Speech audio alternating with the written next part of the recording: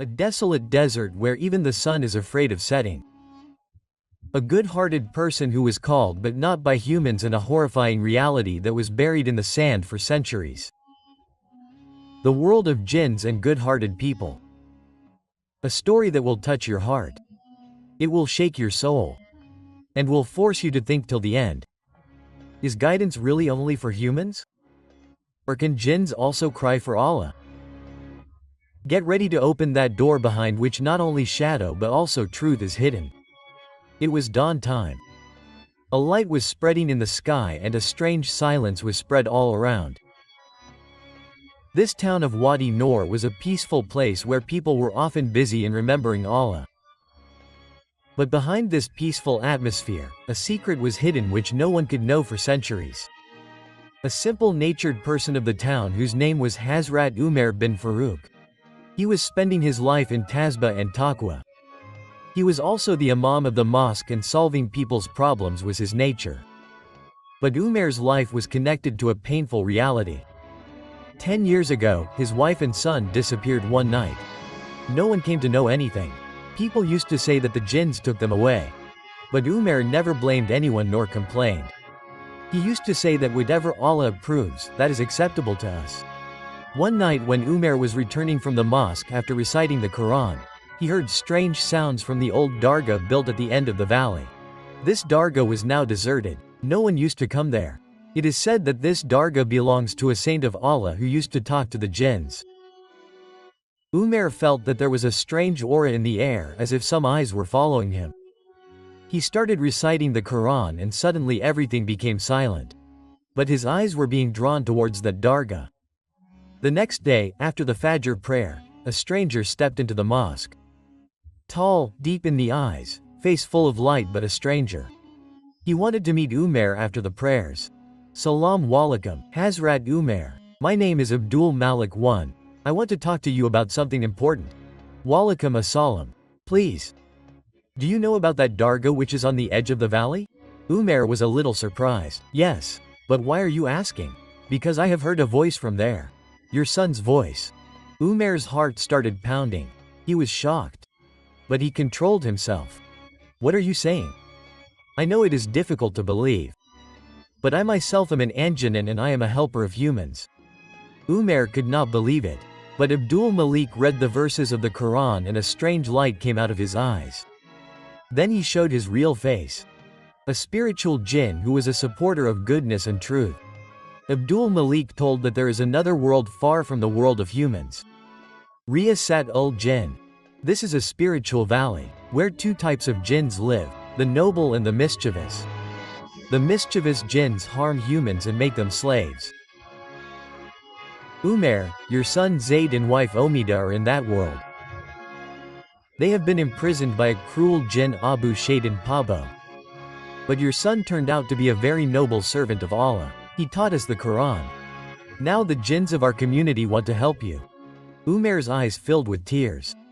For 10 years, he would only pray to Allah in his prostrations that his family should be safe. Now a ray of hope was visible. Abdul Malik said, in this journey you will have to take along faith in Allah, the power of the Quran and patience. This alliance of humans and jinns will be very dangerous. But we want the victory of truth. Umar said, I am ready. For the sake of Allah, for the sake of my son. Abdul Malik gave him an amulet which had the power of reciting Surat al-Baqarah. Keep it with you all the time. It will not let the evil jinns affect you. Umar offered his last namaz in his mosque. He hugged people and said, if I return, prayers will be needed. If I do not return, then understand that I tried to bring back my alakana in the name of Allah. People were crying. That day the sounds of recitation were coming out intermittently in the mosque. There was a strange fragrance in the air. As if the angels were also conspiring against that good intention. Abdul Malik started recitation. He drew a circle and told Umar, as soon as you step in this circle, you will enter our world. But remember, everything there will not be as you think. Umar said Bismillah and stepped in. As soon as Umar bin Farooq stepped in the circle drawn by Abdul Malik, a new world opened up in front of his eyes. He had reached a place where every moment, every scene and every wind was saying something. The trees were not only green but the echo of Quranic verses was heard from them. The winds were light but saturated with the mention of Allah. It seemed as if time had stopped here, or perhaps the meaning of time in this world is something else. This is Valley of Hawk. Abdul Malik said, this is the first floor of Riyasat ul Jinn. Only those jinns come here who are on the path of truth. This is also the designated place of our court. Umair's eyes were roaming around. There was a strange combination of restlessness and hope in his heart. Are Zad and Hamida here? No. Abdul Malik bowed his head regretfully. They are imprisoned in the Valley of Satan. Valley of oppression. But to save them, first we need the permission and order of the court. Abdul Malik took Umair to a divine building, seeing which human eyes would be dazzled. The building was like an old mosque, but its walls were made of light. A board was hanging outside it, on which was written Adalat Ilmo Haqqa, only for those who fear Allah. As soon as both of them entered inside, the doors started opening automatically. There was a big hall in which verses from the Quran were written on the walls. Jinns were sitting in every corner. Some old, some young, all had a light and the light of rosary on their faces. A number of jinnats sitting in different rooms were looking at Umair carefully. Suddenly a voice echoed. Abdul Malik, did you take permission to bring a human to the court? Abdul Malik bowed his head and replied, Hazrat Tahir al-Jinn is present. This human is the same pious person whose son and wife are imprisoned in our world. He has come to free his family from the captivity of the cruel Abu Shaitan. Hazrat Tahir looked at Umair. There was depth on his face, relation of age and the God of knowledge. Do you swear that in this war you will keep the intention of only truth and justice? I swear in the name of Allah. Umair said that my aim is not only to bring back my wife and child but also to free the innocent from that cruel person. Tahir al-Jinn shook the beads of his rosary and waved a Noorani decree in the air. That order turned into golden light and then came into the hands of Abdul Malik. This is the order of Haqqa. Now you can enter Wadi Zulm. But remember, Abu Shaitan attacks not only with power but also with cunningness and mischief. After this, Umair was given 3 spiritual jinns who will protect him. 1 Jibril al-Haqqa, who is expert in recitation and can hear the voices of jinnat. 2 Mahira bint Noor, a Noorani jinniya whose spiritual powers can stop the satanic magic. 3 Ayaz al-Sabr, a strong jinn who is expert in physical fight. Now start the journey. Tahir said, and may Allah be your companion. It was night time when the 4 left Wadi-e-Haq and headed towards Wadi Shuba. This was a place which comes before Wadi Zulm. Every scene here was a mirror of deception. Trees were visible but in reality there was smoke. Water was visible but thirst and jealousy were hidden in it. Suddenly a polite jinn came in their way who was dressed in white and was seen reciting verses from the Quran. He said, wait, you are going on the wrong path. I am a servant of Allah and can show you the right path. Umair and Mahira hesitated a little, but Jibril closed his eyes and heard something and suddenly shouted, he is a liar. His recitation is not tune, it is a conspiracy. The jinn turned into a poisonous thing and attacked. Ayaz moved forward and attacked him with the spiritual lightning of the sword. Mahira recited towards him and burnt him to ashes. This was the first deception. Abdul Malik said, Abu Shaitan's magic has begun. As they moved forward, the winds became heavy. With every step it felt as if the burden on the ground was increasing. At last they reached the border of Wadi Zulm. There was a big door made of black stone on which it was written that only those can enter here who have pure intentions and patience in their hearts. Abdul Malik looked at Umar. Are you ready? Now, beyond this door, there is only a battle between truth and oppression. Umar touched the amulet, bowed his head and recited Bismillah and moved towards the door. When Umar bin Farouk crossed the door, there was a world in front of him which was completely different from before. In comparison to the freshness and light of the Valley of Truth, everything here was covered in shadow. Dark clouds in the sky, burnt sand on the ground and a strange suffocation in the atmosphere. This was the Valley of Oppression, where the cruel jinn Abu Shaitan ruled. Abdul Malik bowed his head and started reciting the Quran. There was a spiritual power in his voice which was tearing apart that dark atmosphere. Umar also prayed and everyone continued the journey holding each other's hands. As soon as they moved forward in the valley, they reached a lake in which not water but black smoke and pus was flowing.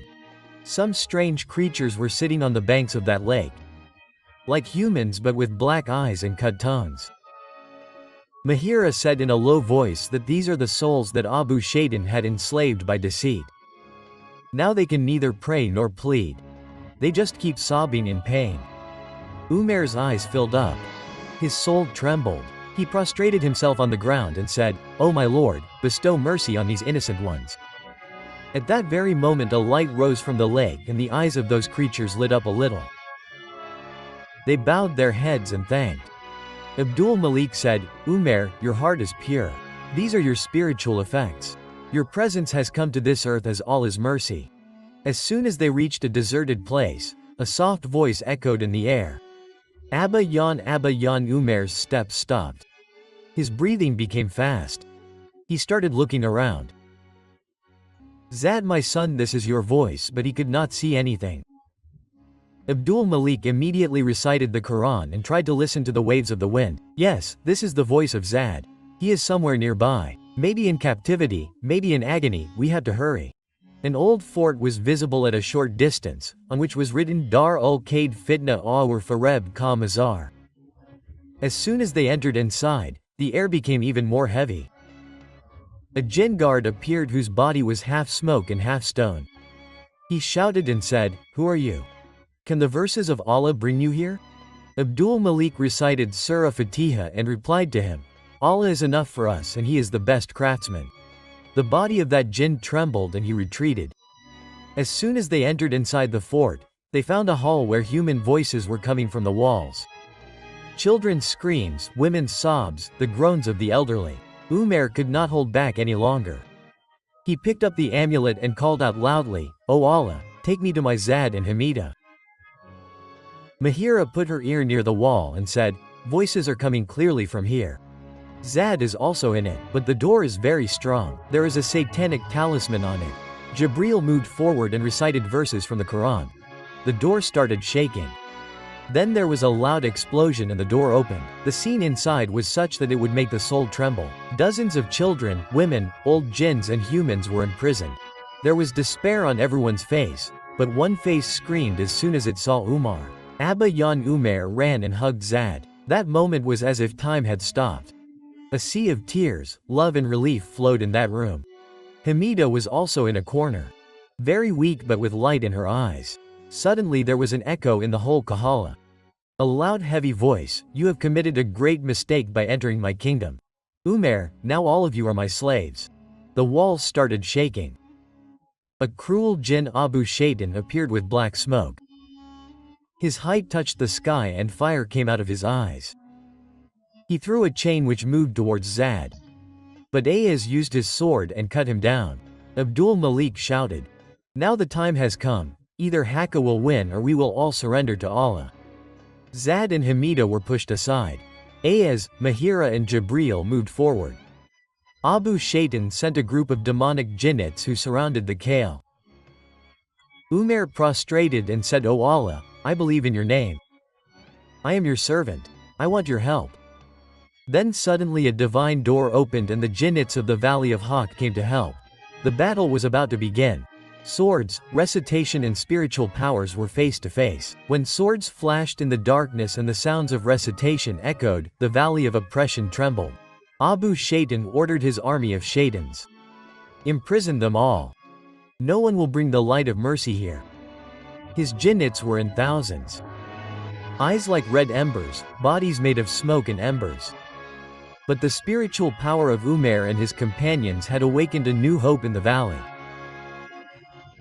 Abdul Malik looked towards the sky and prayed, "Ya Rab Bahaki Ismika Alam Inadika." Then a light descended tearing through the sky. They were the Norani jinnits of Wadi Hawk who had shining swords of Tawheed in their hands. As soon as they came, they started reciting, "Walat Tasnak Kutwatan Bal Rab." The devilish jinns started retreating.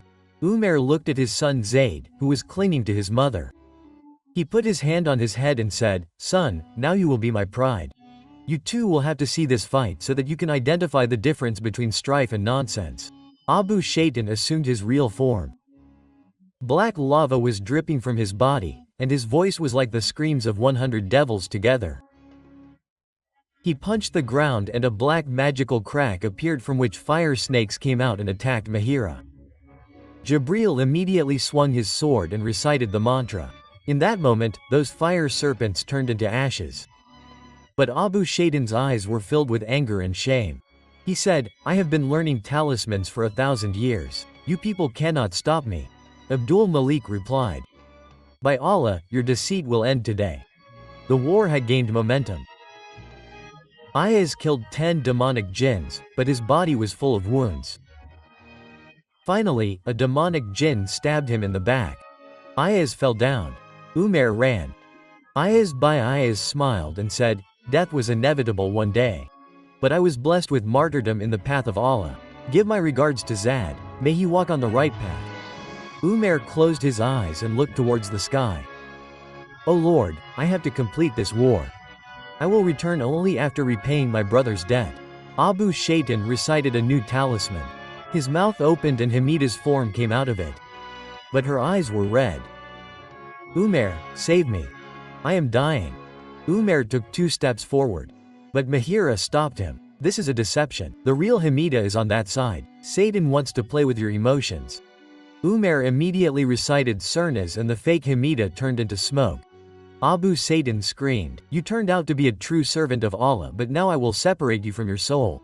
He recited one last talisman which caused a black storm. Darkness spread all around. Abdul Malik and Mahira fell down. Jibril was also injured. Umair was standing alone. He picked up the amulet and placed it on the ground. "O Lord, if my life can be a mercy for this valley, then sacrifice me but save all of them." Just then a light came out from the ground. The amulet burst and light came out from it. That was the effect of Zad's prayers which he had prayed every day in remembrance. That light grabbed Abu Shaitan. He did not scream, "This is not possible. This cannot be light." Umair picked up his sword. He recited a verse from the Quran. He uttered the words Kuljul Hakuf Jakal Battle Einal Battle and made the final attack. Abu Shaitan's body exploded and he flew away as ashes. His army was scattered. The valley of oppression was now becoming light again. The walls started falling. The air became pure and the lake which had smoke was now filled with clean water. Abdul Malik fell in prostration. Mahira looked towards the sky and said that Allah definitely helps those who are on the right. Zad ran and hugged Umair. "Abba Yan, you saved me." Umair bowed his head. Tears started flowing from his eyes, but they were tears of relief. Hamida also came near and held his hands. Rezer's loneliness had now become relief. After Abu Shaitan's defeat, Jinn felt light in his world for the first time. But Umair still had a restlessness in his heart. He knew that this war was just a destination, not a purpose. It was now his biggest duty to light the flame of truth and religion in the hearts of those who were not. When Umair came out of the valley of oppression, he was accompanied by Zad, Hamida and Abdul Latif. All 3 were tired of the journey. But a strange peace was visible on their faces. "What to do now?" Zad asked. Umair looked towards the sky where the dark clouds had dispersed and the sun was giving emotions to the earth with its rays. "Now we have to explain to those who have been told the truth about which they were kept unaware." Umair replied. Hamida said softly, "But this will not be easy. They have been misguided for centuries. They believe in the words of Abu Shaitan." Umair smiled. "But truth has such power that it bows hearts. And if we move with good intentions, Allah will help us." A large group of those who were present on the edge of the desert. The news of Abu Shaitan's defeat had spread like wildfire. But good wishes remained in their hearts. Umair moved forward. He also picked up a Mashaf Quran in his hand. He said in a loud voice, "O community of jinns, have you not thought that you have forgotten the one who created you? Abu Shaitan promised you and deceived you. But Allah's promise is true." The wind stopped. All the jinns were now turning towards his voice. We humans had also forgotten. But when we turned back to our Lord, He took care of us. Will you not follow the same path? Then an old jinn stood up. His name was Hashimdar, who had been a part of Abu Shaitan's group for centuries. If you are telling the truth, then show us a sign. Some proof that will remove the veils of our hearts. Umair went ahead and opened the Masahaf and started reciting Surah Rahman. There was a peace in his voice which went down like the fine particles of sand. The eyes of the jinns filled with tears on every verse. Some of them started pleading while prostrating on the ground. Hashim came to Umair trembling. I made Abu Shaitan's words a kalma, I had taken it astray, I misled many. Is there forgiveness for me too? Umair hugged him. No one despairs of Allah's mercy. Come back. Hashim fell in prostration and recited the kalma there. Ashad Allah ilaha illallah wa ashad in Muhammadan Rasulullah. Then the rest of the jinns also gradually started following the same path. Now a new struggle began for the education and reform of the jinns. Umair established a school where Quranic education was imparted. And Hamida also became a convener. Abdul Latif taught the jinns the basics of thought and hadith. He would say that Abu Shaitan told you that humans are your enemies. But the Rasul said that both jinns and humans are servants of Allah. Both have been guided. Those jinns who were once misguided now read Tahajjud on these nights. They kept fasts during the day and behaved with each other with good morals. But then one day a mischievous jinn named Lahika returned to the valley.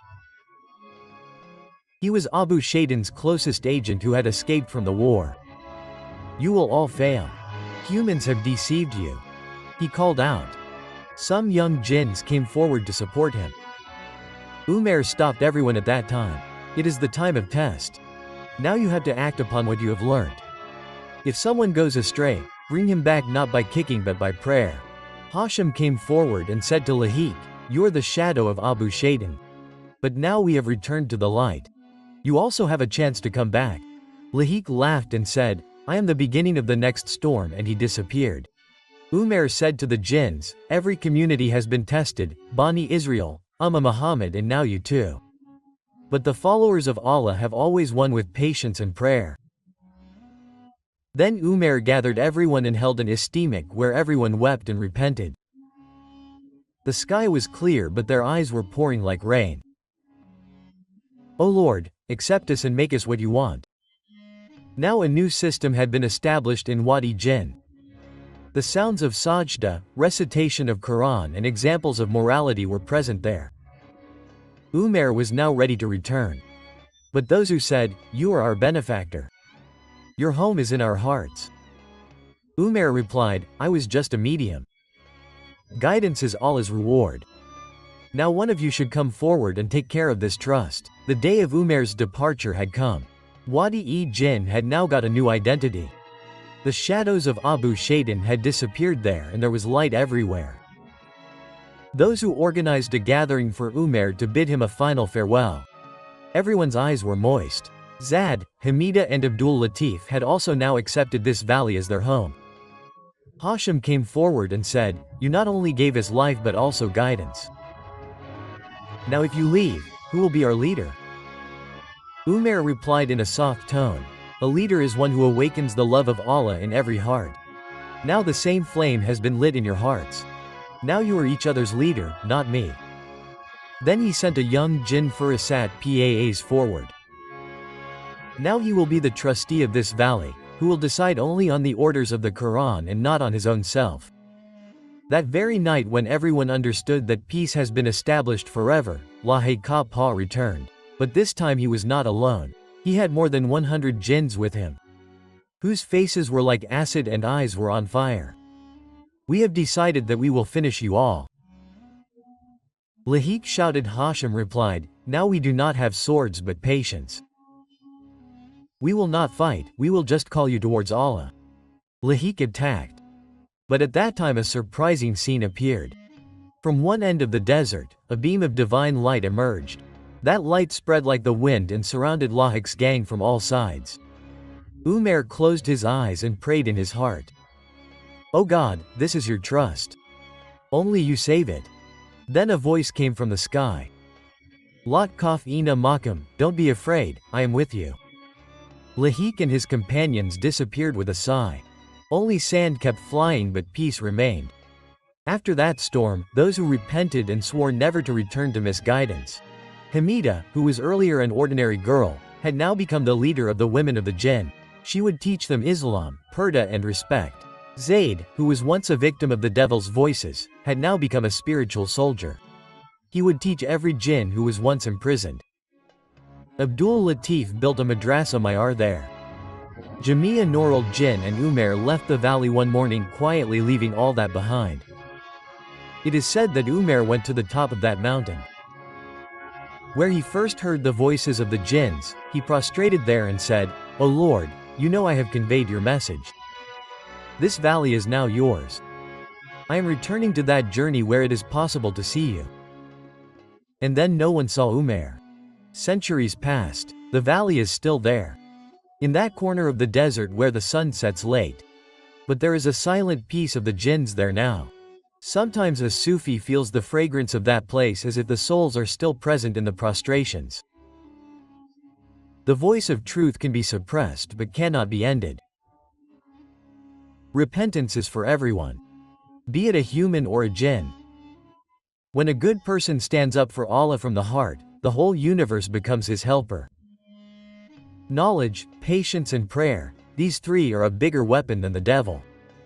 O Allah, include us also among the good people. Save us from every misguidance and keep us on the path of truth. Just as you showed the path to those whom you showed, show us the straight path too. Give us a life that is the reason for your pleasure, and give us a death which is no less than martyrdom. Ameen Ya Rabbal Alameen. Like the video so that we get more encouragement. Share it with your friends and family so that more people can learn a lesson from this incident. Subscribe to the channel and press the bell icon so that you don't miss our new stories. Tell us in the comment what lesson this incident taught you. Log in and you must be seeing our video on your screen. Watch that too and learn something good. See you soon with another new lesson-based Islamic story. Allah Hafiz.